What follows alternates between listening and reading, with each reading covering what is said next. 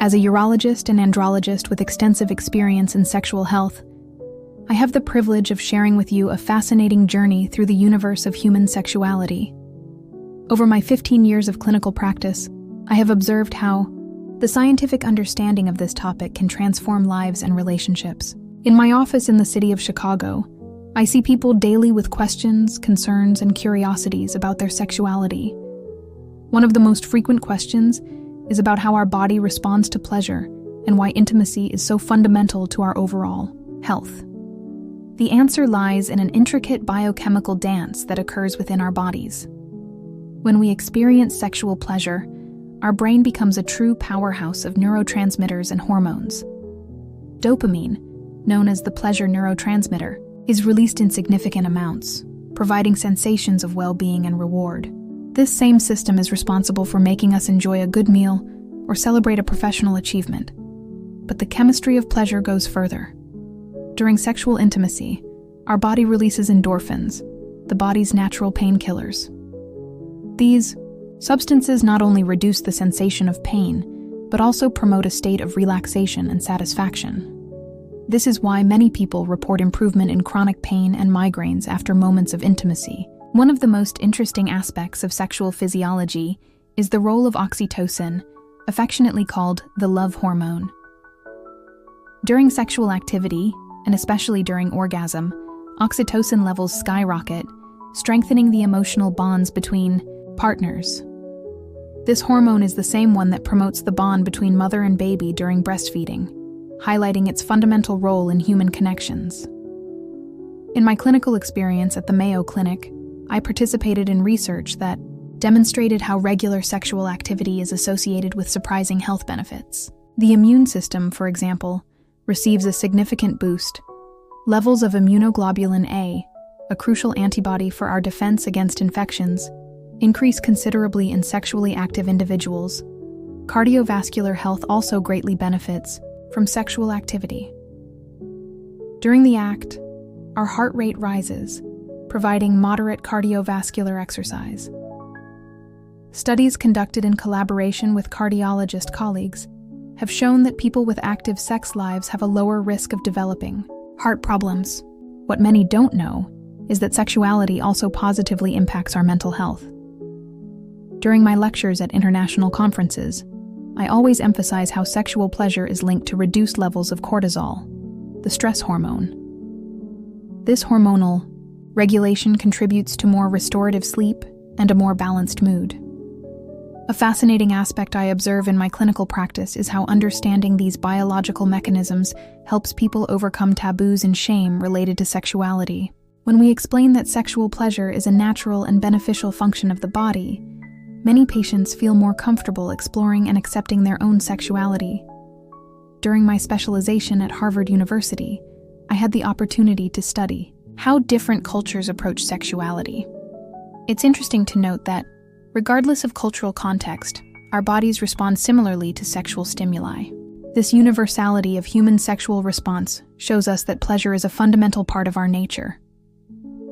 Brain neuroplasticity, our ability to create new neural connections, is also influenced by sexual activity. During moments of intimacy, specific areas of the brain are activated, strengthening neural circuits related to pleasure and well-being. This discovery has important implications for maintaining cognitive health throughout life. In the next chapter, we will explore how this scientific knowledge can be applied to enrich relationships and promote a more satisfying sexual life. We will discuss practical strategies to maximize the health benefits of sexuality, always based on scientific evidence and proven clinical experiences. In my journey as a sexual medicine specialist, I have learned that each individual is unique in their expression of sexuality. During my residency years at Mount Sinai Hospital, I had the privilege of caring for people from the most diverse backgrounds and sexual orientations, which allowed me to develop a deep understanding of the breadth of human sexual experience. One of the most significant discoveries of modern sexual medicine is that there is no single, normal standard for sexuality. Each person has their own rhythm, preferences, and needs. This understanding has revolutionized how we approach sexual health in the clinic. During my consultations, I always emphasize that diversity is a natural and enriching characteristic of human sexuality. A fundamental aspect I address with my patients is the issue of sexual orientation. Science has conclusively demonstrated that sexual orientation is an intrinsic characteristic of the individual, determined by a complex interaction of biological, genetic, and environmental factors. In my lectures for healthcare professionals, I always emphasize the importance of providing welcoming and prejudice-free care. The expression of sexuality also varies greatly across different cultures and historical periods. During my specialization abroad, I had the opportunity to study how different societies approach issues related to intimacy and pleasure. This multicultural perspective greatly enriched my clinical practice and helped me develop a more inclusive and comprehensive approach. A topic I often discuss in my practice is the issue of asexuality. Many people are surprised to learn that the absence of sexual desire can be a valid and healthy orientation. As a physician, my role is to help each person understand and accept their own sexuality, whatever it may be, as long as it does not cause harm to themselves or others. Modern sexual medicine also recognizes the importance of consensual, non-monogamous relationships. In my clinical practice, I see many couples who choose alternative relational arrangements, such as polyamory. The key is that these choices are made consciously, consensually, and with mutual respect among all involved. One aspect I always address in my consultations is the importance of open and honest communication about sexuality. Many sexual problems stem from the difficulty of discussing desires, boundaries, and expectations. As a healthcare professional, I work to create a safe environment where these conversations can happen naturally and constructively. The issue of female pleasure deserves special attention. For a long time, female sexuality was neglected by traditional medicine. Today, we know that the female orgasm is a complex and multifaceted phenomenon, involving not only physical aspects but also psychological and emotional ones. In my research at the Mayo Clinic, I contributed to studies that expanded our understanding of this topic. Sexual medicine has also made significant strides in understanding male sexuality. Contrary to old stereotypes, we now know that men also have a complex and multifaceted sexuality that goes far beyond purely physical aspects. In my practice, I work to deconstruct harmful myths about masculinity and sexual performance. A topic I always address with my patients is the importance of sexual self-awareness. Understanding your own body, recognizing its signals, and respecting its limits are essential for a healthy and satisfying sexual life. This journey of self-discovery is unique for each person and should be approached with respect and sensitivity. The digital age has brought new challenges and opportunities for the expression of sexuality. As a healthcare professional, I stay updated on the transformations in relationships and intimacy mediated by technology. It is crucial to address these topics with a balanced perspective, acknowledging both the benefits and potential risks. In the next chapter, we will explore how this knowledge about sexual diversity can be applied in clinical practice, promoting a more inclusive and effective approach to sexual health. We will discuss concrete strategies to create a welcoming and respectful care environment for people of all sexual orientations and expressions. As a specialist in sexual health, one of the most valuable lessons I've learned throughout my career is that communication is the foundation of any healthy relationship. In my practice in Chicago, I often observe how a lack of proper dialogue can negatively impact the intimate lives of couples. During my residency at the Mayo Clinic, I had the opportunity to participate in a pioneering sexual therapy project that emphasized the importance of communication between partners. The results were remarkable. Couples who learned to openly discuss their needs and desires showed significant improvements not only in their sexual lives, but also in other aspects of their relationships. One of the most important aspects I address in my consultations is the need to create a safe environment for dialogue. This means establishing a judgment-free space where both partners feel comfortable expressing their thoughts and feelings. During my specialization in Europe, I learned specific techniques to facilitate this type of communication, which I now share with my patients. The issue of consent is fundamental in any intimate relationship.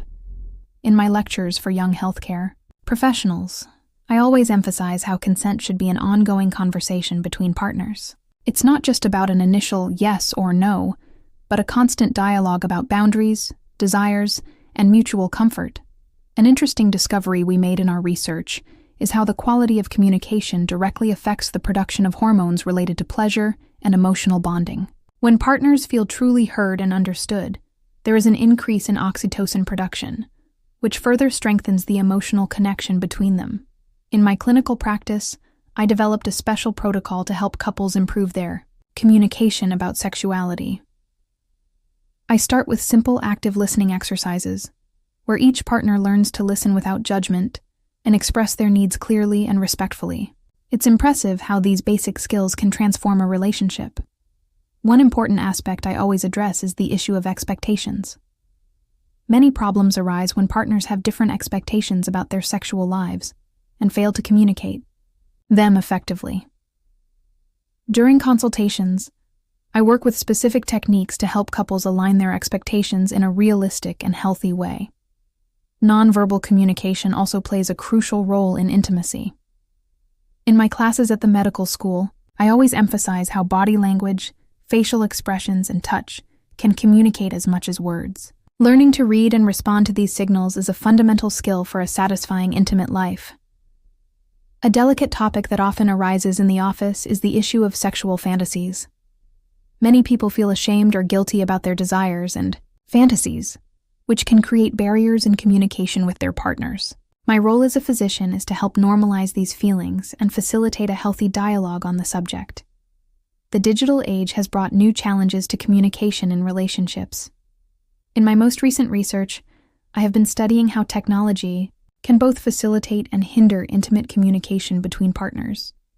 It is important to find a healthy balance between digital and in-person communication. During the group sessions I conduct at the hospital, I often observe how different couples face similar challenges in communication.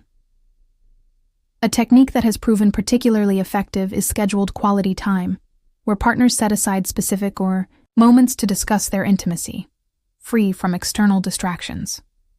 In my international experience, I have observed how different cultures approach communication about sexuality. It is fascinating to note that, regardless of cultural context, the basic principles of effective communication remain the same: honesty, mutual respect, and a willingness to listen. In the next chapter, we will explore how these communication principles can be applied in specific situations, such as conflict resolution and negotiating boundaries in relationships. We will discuss practical strategies to overcome common barriers in communication about sexuality and intimacy. In my 15 years of experience as a urologist and andrologist, I have witnessed a true revolution in how we approach sexual health. The modern era has brought not only new challenges, but also extraordinary opportunities to promote a healthier and more satisfying sexual life. One of the most significant changes I observe in my clinical practice is the growing awareness of the importance of sexual health prevention. During my consultations at the medical center in Chicago, I dedicate considerable time educating my patients about preventive practices and regular checkups. This proactive approach has proven essential for maintaining good sexual health throughout life. Technology has significantly transformed the field of sexual medicine. In my clinic, I use advanced diagnostic and treatment resources that were unimaginable a few decades ago. High-definition ultrasound exams, precise hormonal tests, and minimally invasive treatments are just a few examples of how technology has benefited our patients.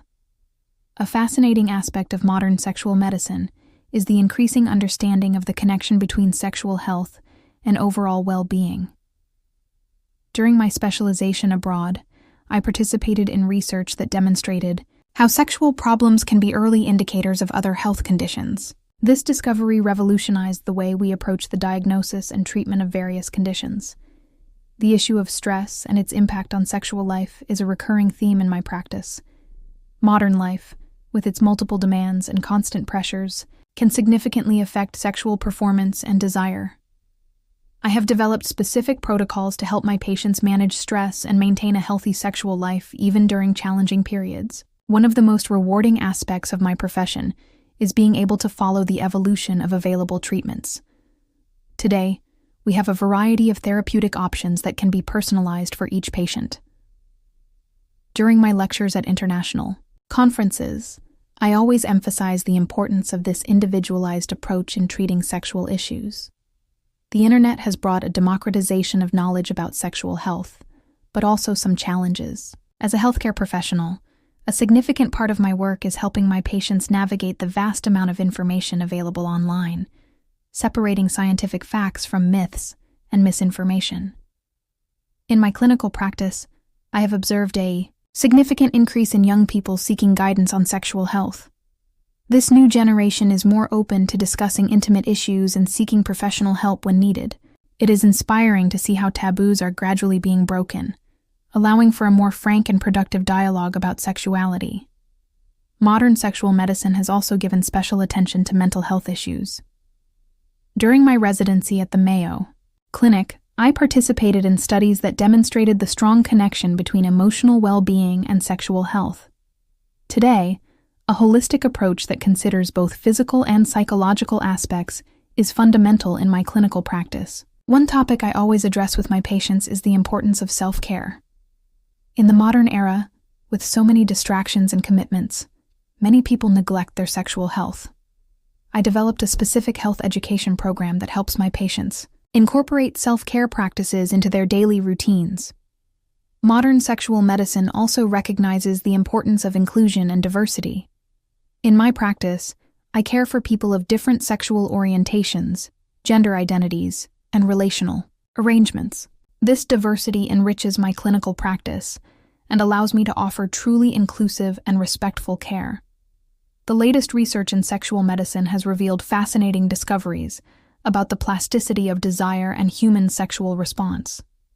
During my postgraduate studies, I participated in investigations that demonstrated how our brain and body can adapt and evolve in response to different sexual experiences and stimuli. In the next chapter, we will explore how these modern discoveries can be applied in practice to promote a more satisfying and healthy sexual life. We will discuss concrete strategies for incorporating the advancements of modern sexual medicine into our daily lives. As a specialist in sexual health, one of the most significant discoveries in my career is that self-awareness is the key to a fulfilling and satisfying sexual life. In my practice in Chicago, I dedicate a significant amount of time guiding my patients on the importance of understanding their own bodies and their responses to different stimuli. During my specialization in Europe, I came across groundbreaking research on sexual neuroplasticity. These studies demonstrated how our brain can develop new connections and patterns of sexual response throughout life. This discovery is particularly important because it debunks the idea that our pleasure patterns are fixed and unchangeable. A fundamental aspect I address in my consultations is the issue of personal timing. Each individual has their own rhythm of arousal and sexual response, and it is essential to respect these individual differences. During the therapeutic groups I coordinate at the hospital, I always emphasize that there is no normal standard of timing for pleasure. Body awareness is another topic that deserves special attention. In my clinical practice, I have developed specific sexual mindfulness exercises that help people connect more deeply with their bodily sensations. The results have been surprising, with many patients reporting significant improvements in their sexual satisfaction. An interesting phenomenon I have observed is how sexual self-awareness is directly linked to self-esteem and overall well-being. During my research at the Mayo Clinic, I documented cases where developing a more positive relationship with one's sexuality led to improvements in various aspects of life, from interpersonal relationships to professional performance. The issue of female pleasure deserves special attention. In my lectures to healthcare professionals, I always emphasize how the anatomy of female pleasure has historically been neglected by traditional medicine. Today, we know that the clitoris is a much more extensive and complex organ than previously thought, with branches that extend throughout the pelvic region. For men, self-awareness is also crucial. During my residency, I participated in studies that showed how performance pressure can negatively affect the male sexual experience. I work with my patients to develop a healthier relationship with their sexuality, free from demands and unrealistic expectations. A fascinating aspect of sexual self-awareness is its connection to hormonal production. Recent research I participated in demonstrated that individuals with greater body awareness tend to have more balanced levels of hormones related to pleasure and well-being. This is yet another example of how the mind and body are intrinsically connected in the sexual experience. In my clinical practice, I have developed a special protocol to assist in the process of sexual self-awareness. I start with simple breathing, exercises, and body awareness, gradually progressing to more specific techniques of sensory exploration. The goal is to create a solid foundation of self-awareness upon which a satisfying sexual life can develop. The topic of sexual fantasies also deserves special attention when we talk about self-awareness. During my postgraduate studies, I researched how fantasies can be a powerful tool for self-awareness and sexual development. It's important to normalize this aspect of sexuality and understand its natural role in healthy sexual development. A theme I always address in my consultations is the importance of maintaining a curious and experimental attitude toward one's own sexuality. This doesn't mean pressure to engage in specific practices, but rather staying open to discovering new aspects of oneself throughout life. This approach has proven particularly effective for long-term couples looking to renew their intimacy. The connection between sexual pleasure and overall health is another aspect worth highlighting. In my most recent research, I have documented how individuals with greater knowledge and acceptance of their sexuality tend to exhibit better overall health indicators, including more controlled blood pressure and improved immune response. In the next chapter, we will explore how all this knowledge about pleasure and self-awareness can be applied in practice to build more satisfying relationships and a more fulfilling sex life. We will discuss concrete strategies for integrating sexual self-awareness into the context of diverse relationships and different life stages. Throughout my career as a specialist in sexual medicine, I have witnessed extraordinary transformations in how we understand and experience human sexuality. The future ahead is even more promising, with scientific and technological advancements that promise to revolutionize our understanding of pleasure and sexual well-being. In my most recent research at the Mayo Clinic, I have been exploring how artificial intelligence is transforming the diagnosis and treatment of sexual health issues. Advanced algorithms already help us identify patterns and correlations that were previously overlooked, enabling more precise and personalized treatments for each patient. Regenerative medicine is another area that promises significant advancements in the field of sexual health. During my last visit to research centers in Europe, I came across preliminary studies on the use of stem cells for the regeneration of tissues and nerves related to sexual function. These discoveries could revolutionize the treatment of various conditions that affect intimate life. A fascinating aspect of the future of sexuality is the growing integration between biology and technology. In my practice, I already use virtual reality tools for the treatment of sexual anxiety and specific phobias. The results have been impressive, with success rates surpassing those of traditional approaches. Neuroscience is also opening new horizons in our understanding of sexual pleasure. Recent research in which I participated demonstrates how different regions of the brain interact during sexual experiences, providing valuable insights for the development of new treatments and therapies.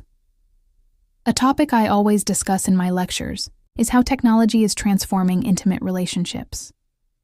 Dating apps, connected devices, and other technological innovations are creating new forms of connection and intimacy. As healthcare professionals, we need to be prepared to guide our patients in this new landscape. Preventive medicine is becoming increasingly sophisticated in the field of sexual health. Through genetic analyses and specific biomarkers, we can now identify predispositions to certain conditions even before they manifest. This preventive approach has revolutionized the way we care for sexual health. In my clinical practice, I have observed how telemedicine is democratizing access to specialized sexual health care. People who previously lacked access to specialists can now receive qualified guidance through online consultations. This evolution has been particularly important for patients in remote areas or with limited mobility. Sexual education is also undergoing a technological revolution. Educational apps, interactive simulators, and online learning platforms are making knowledge about sexuality more accessible and understandable. During my classes at the medical school, I frequently use these tools to train the next generation of professionals. One exciting aspect of the future of sexuality is the increasing personalization of treatments. Through the analysis of data and specific biological markers, we can develop highly individualized therapeutic approaches. This precision in treatment has provided superior results compared to traditional methods. The issue of sustainability is also making its way into the field of sexual health.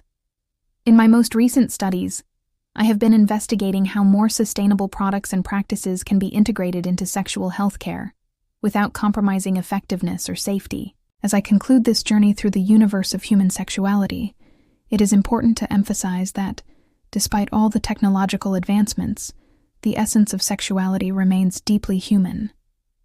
Technology and science are powerful tools, but they should always serve the purpose of fostering deeper connections and more meaningful experiences.